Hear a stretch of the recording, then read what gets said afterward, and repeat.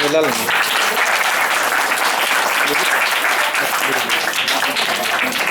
Recording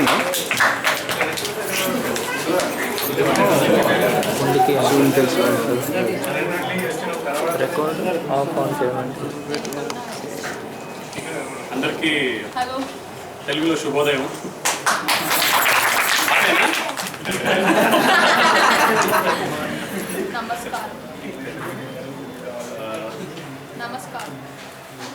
మీకు మా అందరి గురించి తెలుసా? ఎవరు మేము, ఎందుకు వస్తున్నాము, ఏంటి అనేది?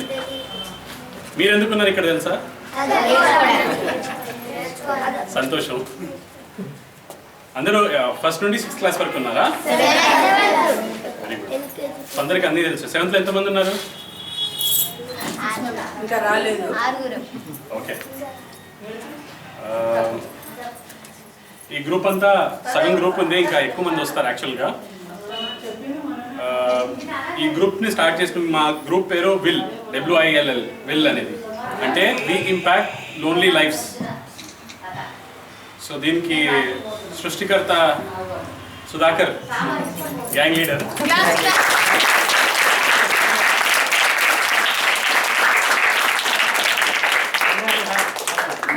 నిలబడాలి సార్. అదే కమ్ సుధాకర్, కమ్ కమ్. ఈయన తీసుకుని ఫోటో అప్పుడు నిలబడ్డాం. సో సుధాకర్, మేమందరం ఇక్కడ ఉండడానికి కారణం, ప్రథమ కారణం సుధాకర్. సుధాకర్ కొద్దిగా దాని గురించి చెప్పాక నేను ఆయన టేక్ ఓవర్. మీకు బోర్ కొడితే చేయలేకపోయండి, మేము ఆపేస్తాం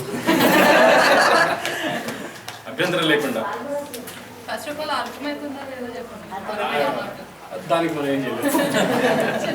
బోర్ కొడితే మాత్రం ఆపచ్చు. వాళ్ళకి ఏం పూలు కొట్టదండి, రోజు వింటారు కదా మేము చెప్పేది. అట్లా విన్నట్టు వింటే మాకు కష్టం అండి.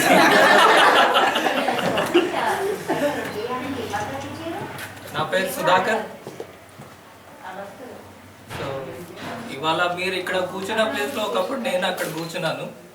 సో ఇట్లా వచ్చి చెప్పేలా ఎవరు మేము చదువుకున్న రోజుల్లో చాలా మంది ఎవరు అట్లా రాలేదు. సో మేము ఏమేమో అవుదాం అనుకున్న కళలు కన్నాం, కానీ ఇవాళ కొంచెం పెద్ద అయినాక అది తెలిసి వచ్చింది. పెద్ద అయినాక మేము కళలు అన్నీ సరి నిజాలు అవ్వవు. నిజాలు అవుతాయి, అన్నీ అవ్వాలని లేదు. అన్ని కళలు నిజాలు అవ్వాలని అనుకోకూడదు. ఒక కళ ఒకలాగుంటే ఇంకోసారి అది చేంజ్ కావచ్చు. ప్రతిదానికి ఫ్లెక్సిబిలిటీ తెలుగులో ఏమంటారు తెలియదు. ఫ్లెక్సిబుల్గా ఉండాలి. అంటే మీరు ఒక కళ అంటారు ఏంటి, ఇందులో ఎవరు పెద్ద అయినాక ఏమవ్వాలనుకుంటున్నారు? టీచర్.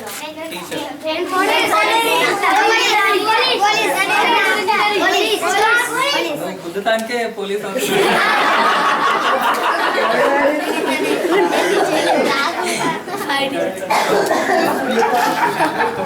ఇప్పుడు పోలీస్ అవ్వాలంటే మీరు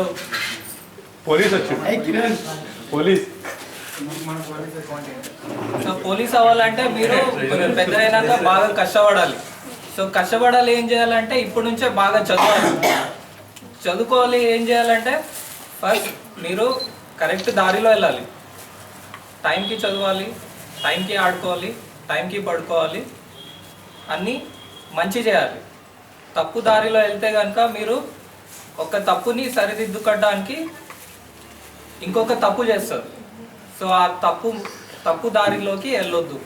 సో ఇప్పటి నుంచి ఏం చేసినా కూడా మంచి చేయండి, మంచిగా చదువుకోండి, మీరందరూ పైకి వస్తారు. మీరు అన్న కళలు కన్నా అన్నీ నిజాలు అవుతాయి. సరేనా? అర్థమైందా?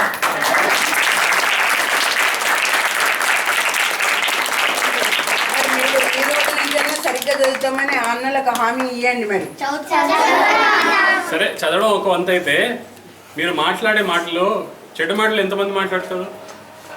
వేరే వాళ్ళ పేరు చెప్పకండి, మీ పేరు చెప్పుకోండి. చెప్పండి. మాట చేయలేదు. కొట్లాడతారా? ఎందుకు కొట్లాడటం మంచి పనా? కొట్లాడాలి, ఎప్పుడన్నా కొట్లాడాలి. కొట్టుకోవద్దు అది.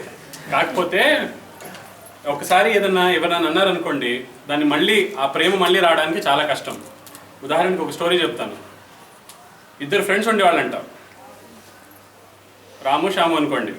ఓకే, ఇద్దరు చాలా క్లోజ్, చాలా అంటే చాలా క్లోజ్. కాకపోతే ఒకరు చాలా మంచోళ్ళు, అసలు మాట్లాడితే మల్లెపూలు రాలినట్టు ఉంటుందంట, అంత ముద్దుగా మాట్లాడతాడు. కానీ శ్యాము అనే అతను ఏంటి, మంచోడే, మనసు మంచిదే, కాకపోతే చెడ్డ మాటలు యూజ్ చేసేవాడు. ఎప్పుడు ఇతనికి వేరే అతనికి బాధ వేసేదంట.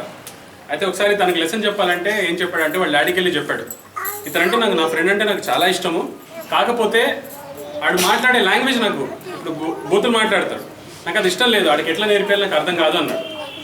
అయితే ఆ ఫ్రెండ్స్కి వెళ్ళి అతను వాళ్ళ ఫాదర్ ఏం చెప్పాడంటే, మీ ఫ్రెండ్కి వెళ్ళి చెప్పు, వాడు బూత్ మాట్లాడిన ప్రతిసారి, నీతో చెడ్డ మాటలు మాట్లాడినా లేకపోతే నీ మీద కోపం వచ్చిన ప్రతిసారి వెళ్ళి గోడకు ఒక మేకు కొట్టమన్నాడు. వెళ్ళి గోడకి ఒక మేకు కొట్టమన్నాడు. అట్లా 3 నెలలు చేయమన్నాడు. ఓకే, ఇంత పీస్ అనుకుందాం. ఓకే, ఇంత గోడిచ్చి ప్రతిసారి తిట్టినప్పుడల్లా ఆ గోడకి మేకు కొట్టమని చెప్పాడంట. 3 నెలలు అట్లాగే చేశాడు. మేకు కొట్టాడు, అది మేకు చూసి అరే తప్పు చేశాననే ఫీలింగ్ వచ్చి మళ్ళీ వచ్చి సారీ చెప్పాడు అనమాట. అట్లా గోడ నిండా మేకులు నిండిపోయాయి. 3 నెలలు అయిపోయాక సారీ చెప్పాడు కదా, సారీ చెప్తే ఏం చేయాలి, ఈ ఫ్రెండ్ వచ్చి సరే సారీ చెప్పావు కదరా పర్లేదని మేకులు తీసేసాడు. సారీ అయిపోయినట్టేనా, క్షమించాలి కదా, వీడు క్షమించాలి, కొడుతున్నాడు కదా, అంటే మూలలు ఎక్కువైపోయినాయి కదా. అది చూసి వీళ్ళు కూడా కొద్ది మార్పు వచ్చింది, అట్లా మాట్లాడకూడదు, చెడ్డ మాటలు మాట్లాడొద్దని మార్పు వచ్చింది. కానీ ఇక్కడ ఇంపార్టెంట్ ఏంటంటే మీకు కొట్టారు, మీకు మళ్ళీ తీసేసాడు కదా, తీసేదాకా రంధ్రాలు అట్లాగే ఉంటాయా మానిపోతాయా సారీ చెప్తే?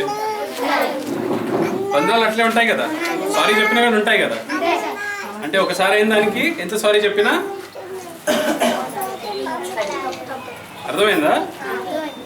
సారీ చెప్తే మీకు తీసేయచ్చు, కానీ రంధ్రం అట్లాగే ఉంటుంది కదా.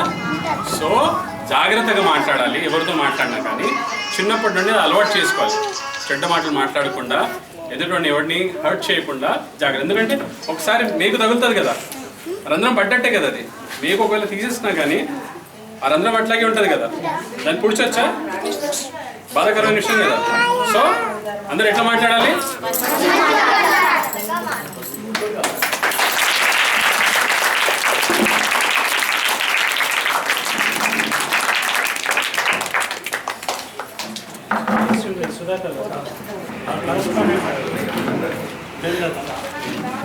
ఇంకా మాట్లాడేది